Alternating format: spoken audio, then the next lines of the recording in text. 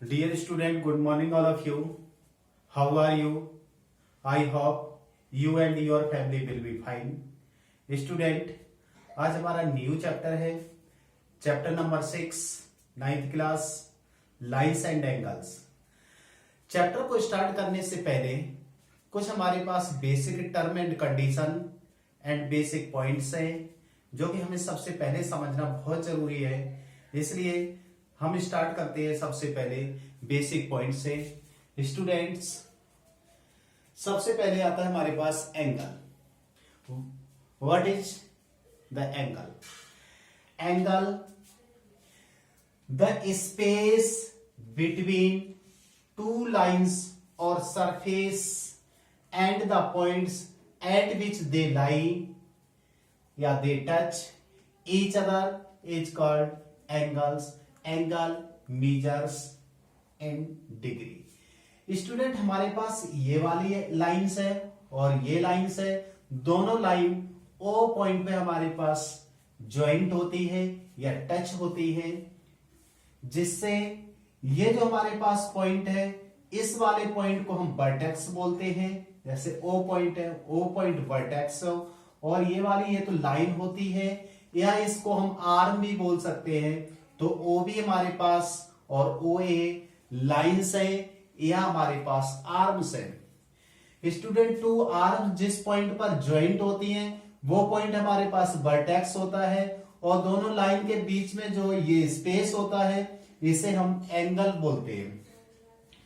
तो स्टूडेंट, जो एंगल है, एंगल की मेजरमेंट हम डिग्री में करते हैं, क्योंकि इसकी यूनिट डिग्री होती है एंगल की, और इसको हम प्रोटेक्टर की हेल्प से मेजरमेंट करते हैं। स्टूडेंट, तो ये हमारी डेफिनेशन हो गई एंगल की। सेकेंड डेफिनेशन है acute angles. Student, any angles measures between 0 and 90 degree is called acute angle. अगर हमारे पास कोई एक्यूट एंगल है, उसकी मेजरमेंट मींस 0 और 90 के बिटवीन होना चाहिए, ना तो 90 होना चाहिए ना ही 0 होना चाहिए। जैसे मान लिया 10 degree, 20 degree, 30 degree, 40 degree, 50 degree, means 90 से तो कम होना चाहिए और 0 से ग्रेटर होना चाहिए। तो वो एंगल हमारे पास एक्यूट एंगल होता है, जिसकी डेफिनेशन आप अपने नोटबुक में लिखोगे। जो सभी डेफिनेशन है, सभी के सभी डेफिनेशन सबसे पहले चैप्टर स्टार्ट करोगे, उस सबसे पहले आप डेफिनेशन नोट करोगे। स्टूडेंट, ए ओ बी, ये हमारे पास एंगल है, एंगल ए ओ बी, और एंगल का साइन ये होता है, ये वाला साइन एंगल का साइन है। स्टूडेंट, ये लेस देन ग्रेटर देन का साइन नहीं है। अगर इसके लेस देन ग्रेटर देन को लिखने के लिए इधर इस साइड नंबर्स लिखे होते हैं तो वो लेस देन ग्रेटर देन का होता है। अब एंगल ए ओ बी अगर यहां पर इस तरह से शो है तो इसको एंगल रीड करते हैं एंगल ए ओ बी।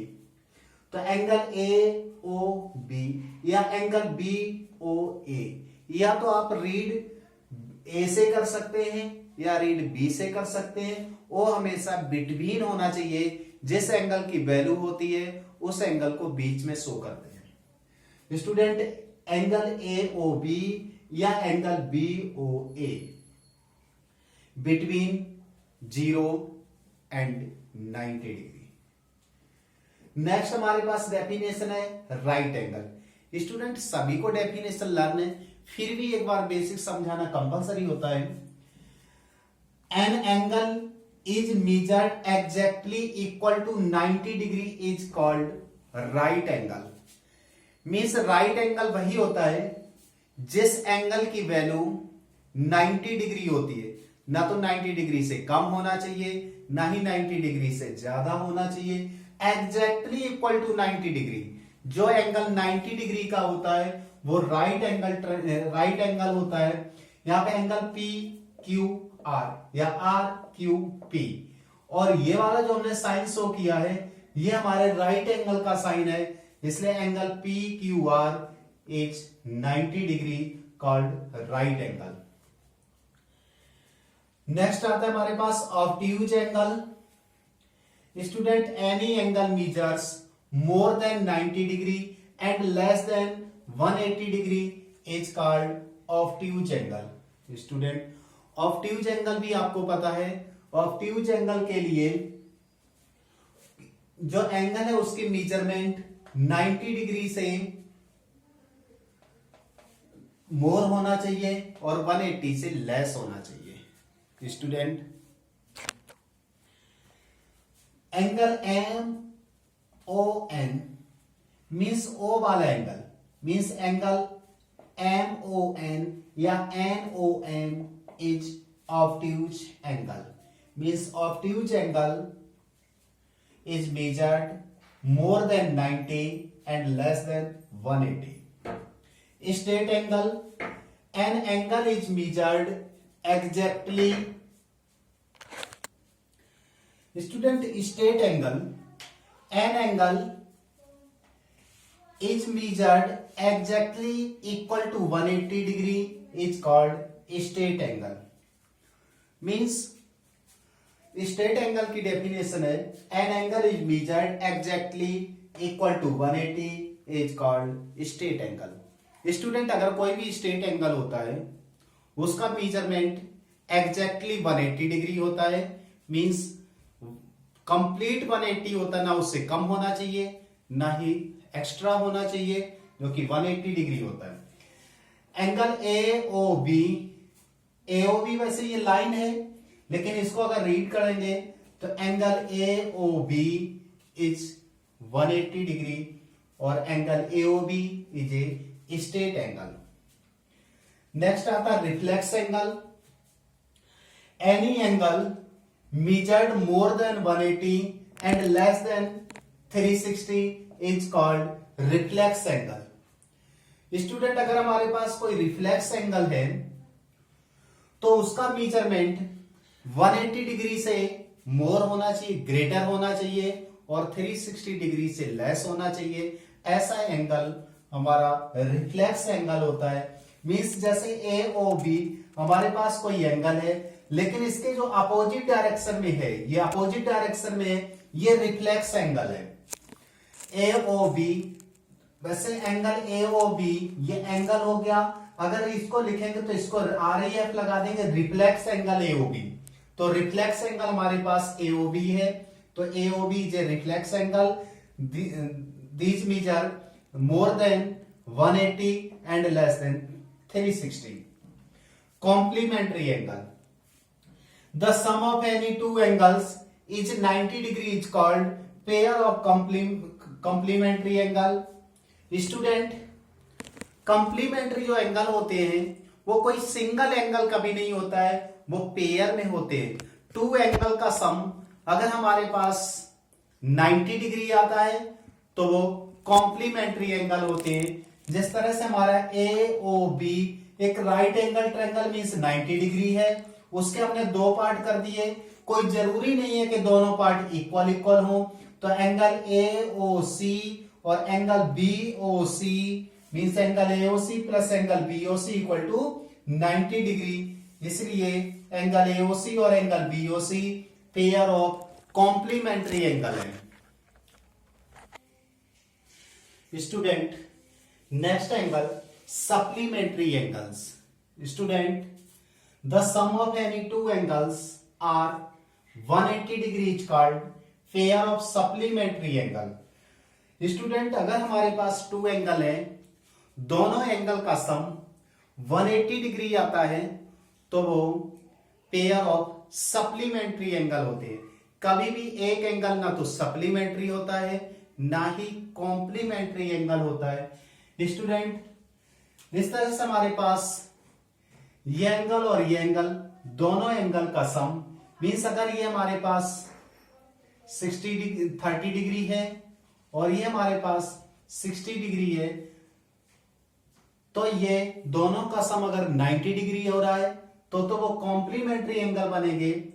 ये हमारे पास 150 डिग्री है और ये 30 डिग्री है, दोनों का सम 180 डिग्री हो रहा है, इसीलिए ये हमारे पास पेयर ऑफ सप्लीमेंट्री एंगल है। Student, linear pair.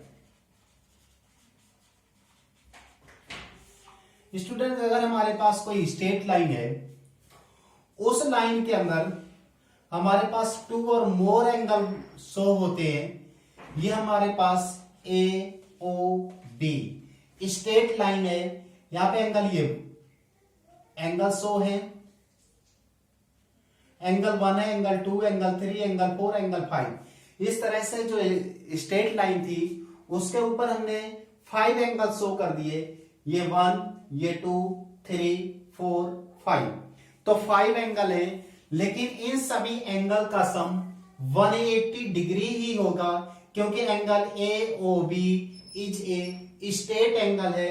तो यहां पर अगर हमारे पास 2 एंगल से एक्स्ट्रा, 2 एंगल से मोर एंगल अगर आते हैं तो ये हम मेक ए स्ट्रेट लाइन बोलते हैं।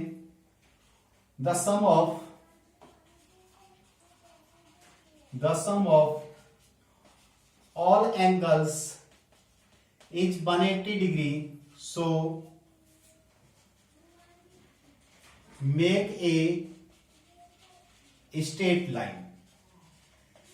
स्ट्रेट लाइन के ऊपर सभी एंगल का सम अगर 180 डिग्री होता है तो वो स्ट्रेट एंगल होता है, और लाइन के ऊपर अगर ओनली 2 एंगल होते हैं, अब यहां पर हम ओनली 2 एंगल शो करते हैं। एक एंगल हमारे पास 1 है, एक एंगल हमारे पास 2 है। अगर इन दोनों, ये एओबी हमारे पास स्ट्रेट लाइन है, इसलिए दोनों एंगल का सम 180 डिग्री है, तो वो लीनियर पेयर बोला जाता है। स्टूडेंट, पेयर 2 का होता है, इसीलिए स्ट्रेट लाइन के ऊपर ओनली 2 एंगल बने होने चाहिए, और दोनों का सम अगर 180 डिग्री आता है तो यहां पर भी वो सप्लीमेंट्री एंगल भी होते हैं, और दोनों एंगल का सम 180 डिग्री होता है, तो वो लीनियर पेयर भी होते हैं। अगर हमारे पास कोई स्ट्रेट लाइन है स्टूडेंट, स्ट्रेट लाइन के ऊपर 2 से ज्यादा एंगल अगर आते हैं तो उनका भी सम 180 डिग्री होता है, लेकिन उनको बोला जाता है मेक ए स्ट्रेट लाइन। इस तरह से स्टूडेंट ये हमारी डेफिनेशन कंप्लीट हो गई। अब हमें थ्योरम करनी है। इस एक्सरसाइज में थ्योरम है, थ्योरम को हमें आपको समझाना है।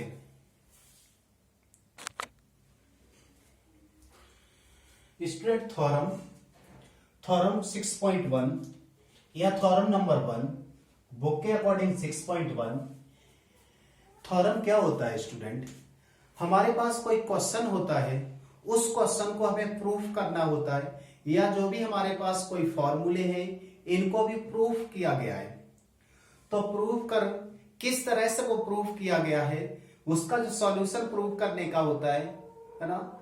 तो थ्योरम हमारा क्वेश्चन होता है और प्रूफ करना उसका आंसर होता है। स्टूडेंट, 6.1 थ्योरम हमारे बुक में लिखा हुआ है। If 2 lines intersect each other then the vertically opposite angles are equal. Student, कोई भी थ्योरम अगर हमें सॉल्व करनी हो, चाहे 9th class, 10th class, any class, किसी भी क्लास में अगर आपको थ्योरम सॉल्व करनी है तो उसका फर्स्ट पॉइंट हमारा होता है गिवन दैट।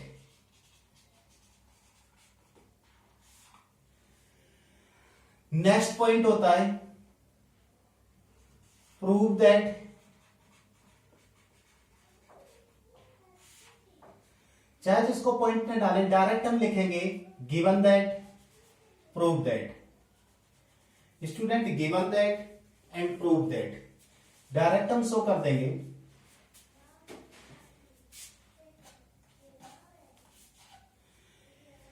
उसके बाद आता है हमारा कंस्ट्रक्शन, और लास्ट में हमारा आता है proof. Student, given that, given क्या होता है? जो हमारे पास क्वेश्चन है, उस क्वेश्चन को अगर हम रीड करेंगे तो सब कुछ उसके अंदर गिवन होता है, और क्वेश्चन में यह भी लिखा है कि हमें आंसर क्या लाना है, और क्वेश्चन में यह भी कि हमें कैसे फिगर ड्रॉ करना है, और फिर उसका सॉल्यूशन किस तरह से करना है। तो स्टूडेंट, यहां से क्वेश्चन पढ़ेंगे, if two lines intersect each other. Student, two line है हमारे पास, तो हमारे पास जो कंस्ट्रक्शन होता है उसके अंदर हमें यहां हम सामने फिगर ड्रॉ कर देते हैं। टू लाइंस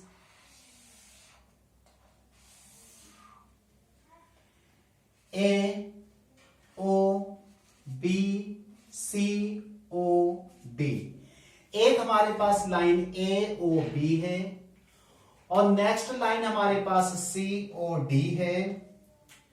तो हमारे पास टू लाइन है, क्या लिखा है? To lines intersect. इंटरसेक्ट का मतलब दोनों लाइन एक दूसरे को कट करना है। तो ए ओ बी और सी ओ डी लाइंस हैं, वो कहां पर? ओ पॉइंट पर एक दूसरे को इंटरसेक्ट करते हैं। Each other, intersect each other, दोनों लाइन ओ पॉइंट पर इंटरसेक्ट होते हैं। Then the vertically opposite angles are equal. Student, तो हमें गिवन क्या है? गिवन टू लाइंस हमें गिवन है और intersect each other. AOB two lines AOB and COD intersect each other at point O। ये स्टूडेंट हमने जिस तरह से फिगर बनाया है उसी के अकॉर्डिंग हमें यहाँ पे राइट करना है। तो हमारे पास AOB और COD टू लाइंस हैं, O पॉइंट पर इंटरसेक्ट होते हैं, तो दोनों लाइन एक दूसरे को O पॉइंट पर इंटरसेक्ट कर रही हैं। तो गिवन हमने लिखा two lines AOB and COD intersect each other at point O। तो ये हमारा गिवन हो गया। प्रूव दैट, प्रूव क्या करना है? आंसर हमें क्या लाना है स्टूडेंट? आंसर लाना है then the vertically opposite angles are equal. Student यहां पे हमारे पास ये एंगल और ये वाले एंगल वर्टिकली अपोजिट एंगल है।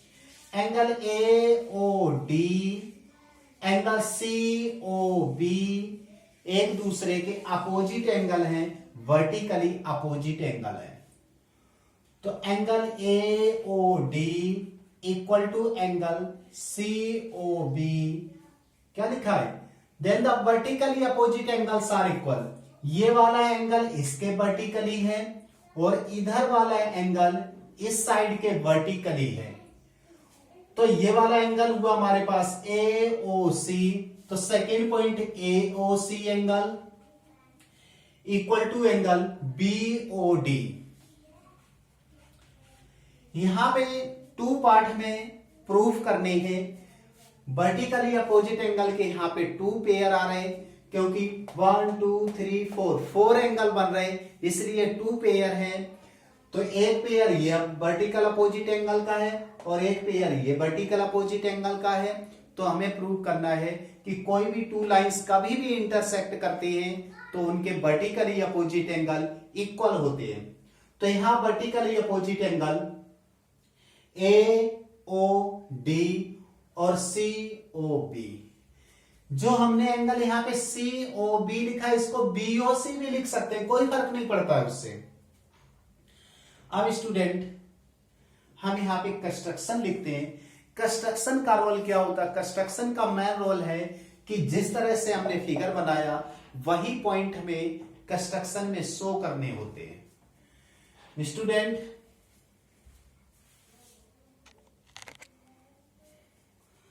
तो स्टूडेंट यहां पर कंस्ट्रक्शन में जो हमने फिगर ड्रॉ किया है उसके अकॉर्डिंग हमें यहां राइट कर देना है। Two lines AOB and COD intersect at point O। अब स्टूडेंट ये जो वर्क हमने किया है इसके बाद हमारा फोर्थ पॉइंट आता प्रूफ, जो कि बहुत ही मेन है। प्रूफ समझना, समझो मैं सब कुछ प्रूफ ही है। ये तो हमने कहां से, फिगर से और क्वेश्चन से लिखा है, और प्रूफ हमें अब सॉल्यूशन करना है। सॉल्यूशन बहुत ही अच्छे से समझना है आपको। स्टूडेंट यहां से आपको देखना है फिगर, फिगर का हमें यूज करना है। तो आप यहां से फिगर देखोगे, फिगर हमारे पास एओबी एक लाइन है जो कि स्ट्रेट लाइन है, और सीओ लाइन दूसरी लाइन है जो कि इसको इंटरसेक्ट कर रहा है, और इधर का वर्क हमने रफ कर दिया है। तो इस तरह से ये और ये दो एंगल बन रहे, और ये लाइन कैसी है, स्ट्रेट लाइन है। AOB is a straight line.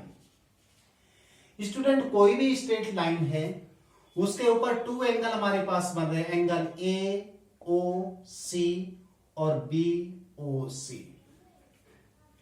Student angle AOC plus angle COB equal to 180 degree. Means ये वाली जब स्ट्रेट लाइन है तो स्ट्रेट एंगल है, और जो स्ट्रेट एंगल होता है वो 180 डिग्री का है। इसलिए ये एंगल और ये एंगल मीन्स एंगल AOC और एंगल COB का सम 180 डिग्री होगा। और ये 180 डिग्री तो होगा, ये 180 डिग्री क्यों भी 180 डिग्री है, तो इसलिए ये हमारे पास स्ट्रेट लाइन है, तो जिसको हम लीनियर पेयर शो करते हैं। लीनियर पेयर, लीनियर पेयर क्या होता है, लीनियर पेयर का मतलब ये, कोई हमारे पास स्ट्रेट लाइन है, स्ट्रेट लाइन के पे अगर दो एंगल बनते हैं तो दोनों का सम 180 डिग्री होता है, इसको लीनियर पेयर लिखा जाता है। अगर दो से ज्यादा एंगल होते हैं तो उसको बे के स्ट्रेट लाइन लिखते हैं। स्टूडेंट इस वाले पॉइंट को हमने फर्स्ट इक्वेशन शो कर दिया। अब स्टूडेंट जो हमने यहां पे मिटाया था उसको हमने फिर से ड्रॉ कर लिया डी। इस बार एंगल हमें इस वाली लाइन को मिटाते हैं। तो इस तरह से हमारे पास AOB इज ए लाइन। तो इसलिए angle AOD plus angle BOD equal to 180 degree. यह भी लीनियर पेयर हुआ। यह सेकेंड इक्वेशन हो गया। स्टूडेंट इसको फिर से हमने शो कर दिया। इस बार ये वाली लाइन हम रफ करते हैं। अब हमारे पास COD स्ट्रेट लाइन हुआ। COD is a straight line. अब जब COD स्ट्रेट लाइन है तो इस पर हमारे पास टू एंगल हैं, angle COB plus angle DOB equal to 180। ये भी linear pair. Third equation. Student फिर से हमने ये वाली लाइन ड्रॉ किया। इस बार इस वाली लाइन को हम रफ करते हैं। तो फिर से हमारे पास COD लाइन हुआ। COD is a line. तो यहां पे angle AOC plus angle AOD equal to 180। Linear pair. Four equation. Student इस तरह से हमारे पास 4 इक्वेशन शो हो गए। अब आंसर में AOD और COB लाना है। AOD और COB COB